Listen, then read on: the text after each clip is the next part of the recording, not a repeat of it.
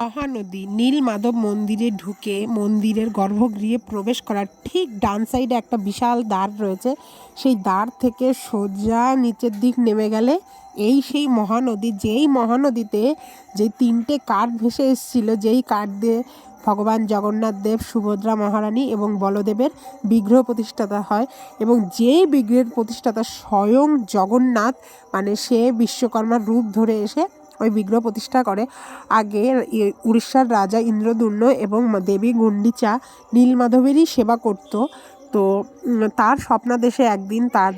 স্বপ্নাদেশে একদিনকে জগন্নাথ দেখায় যে এই সেই মহানদী যেখান থেকে তিনটে কাঠ ভেসে যাচ্ছে এবং সেই কাঠ দিয়ে বিগ্রহ তৈরি করার কথা।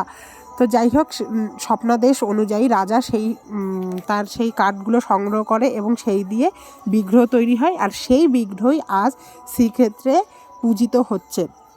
তো আপনারা কারা কারা এই মহানদীতে গেছেন, দর্শন করেছেন, অবশ্যই কমেন্ট করে জানাবেন। আর যারা যারা যাননি তারা নেক্সট টাইম যাবেন।